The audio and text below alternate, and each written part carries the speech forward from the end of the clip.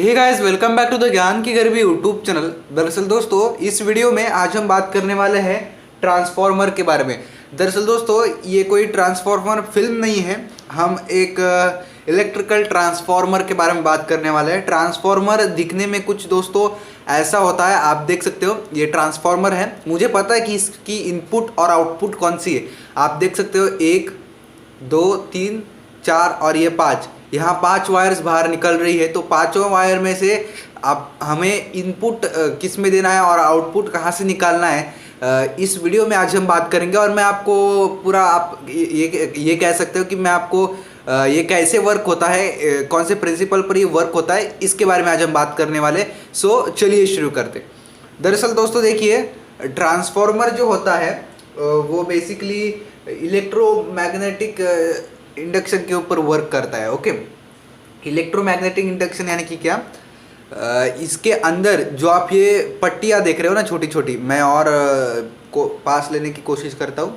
Okay, आप ये जो इसमें छोटी छोटी पट्टियाँ देख रहे हो ना, दरअसल ये सिलिकॉन स्टील है। ओके, तो ये जो सिलिकॉन स्टील है, इसमें अलग अलग वाइंडिंग्स लगाई गई है। आप यहाँ देख सकते हो, आप क्लियरली यहाँ देख सकते हो।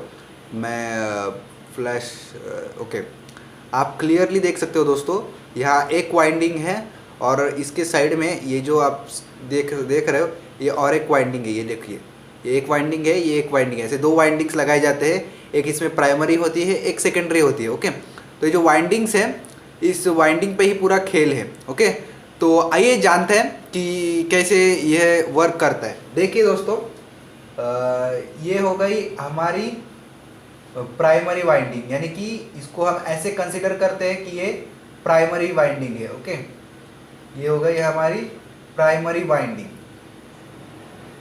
ओके, और ये उसके बीच में का सिलिकॉन स्टील यानी कि एक्चुअली ये स्टील होता है, लेकिन वो सिलिकॉन से बनाया जाता है शायद से, इसलिए इसको सिलिकॉन स्टील कहते हैं। और ये हो गई हमारी सेकेंडरी वाइंडिंग। ओके, ये हो गई सेकेंडरी वाइंडिंग।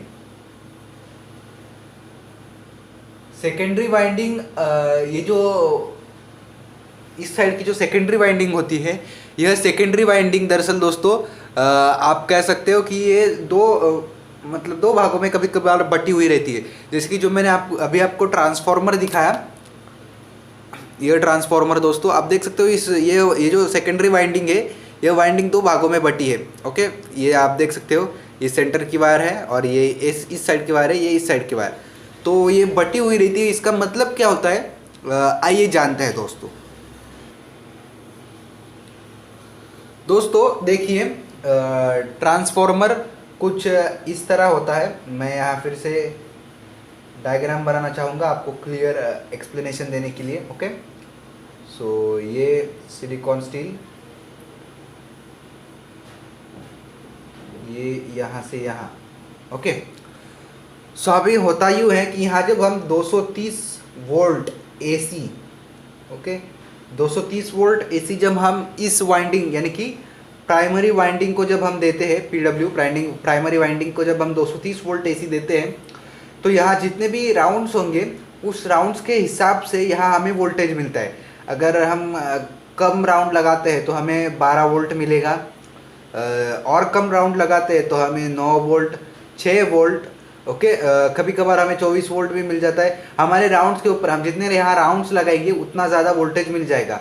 और कई कभार हमें सेंटर टैप ट्रांसफॉर्मर की भी ज़रूरत पड़ती है। सेंटर टैप यानी कि क्या, अगर हम 24 वोल्ट के ट्रांसफॉर्मर की बात करते हैं तो इस साइड से 24 वोल्ट हमें मिलेगा, इस साइड से 24 वोल्ट मिलेगा, और बीच में का 0 होगा, यहाँ से एक कनेक्टेड होगा, यहाँ से हमें 0 मिलेगा। ओके, ये होता है 24-0-24, या इसमें कई सारे होते हैं, 12-0-12, 9-0-9, 6-0-6, या 24-0-24।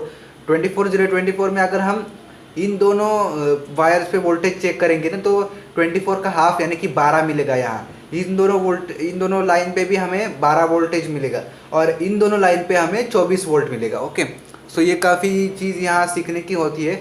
और अगर हम बात करें ये कैसे काम करता है, तो दरअसल ये इलेक्ट्रोमैग्नेटिक, आप ये जो शब्द है ये ज़रा गौर कीजिए, ये जो ट्रांसफॉर्मर है ये इलेक्ट्रोमैग्नेटिक इंडक्शन पे वर्क करता है। ओके, इंडक्शन, इलेक्ट्रोमैग्नेटिक इंडक्शन यानी कि क्या? देखिए दोस्तों, ये जो इलेक्ट्रोमैग्नेटिक इंडक्शन है ये तब तैयार होता है जब कोई भी कॉइल मतलब कोई भी कॉइल खुद के ही इलेक्ट्रोमैग्नेटिक वेव्स को कट करती है, उसे हम इलेक्ट्रोमैग्नेटिक इंडक्शन कहते हैं।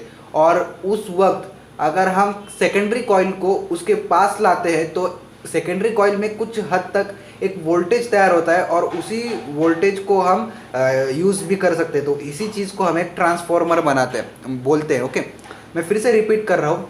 कोई भी कॉइल हम यहाँ इस कॉइल को कंसिडर कर रहे हैं। ओके, तो इस कॉइल में अगर हम 230 वोल्ट एसी इनपुट करवा रहे हैं, आप देख सकते हो 230 वोल्ट एसी इनपुट करवा रहे हैं, इस कॉइल में कुछ हद तक इलेक्ट्रोमैग्नेट तैयार होगा। ओके, और वो जो इलेक्ट्रोमैग्नेट है वो इसी कॉइल के द्वारा कट किया जाएगा। मतलब ये जो इलेक्ट्रोमैग्नेट मतलब ये जो कॉइल है ये खुद के ही इलेक्ट्रोमैग्नेट को जब कट करती है, तब जब किसी सेकेंडरी कॉइल को उसके पास लाया जाता है तो सेकेंडरी कॉइल में कुछ हद तक वोल्टेज बन जाता है जिसे हम यूज़ में ले सकते हैं। और उसी पूरे मेथड को हम ट्रांसफॉर्मर कहते हैं जो आपके सामने है। ओके, तो ये हो गई ट्रांसफॉर्मर की बात। आइए हम बढ़ते हैं अब प्रैक्टिकल की तरफ।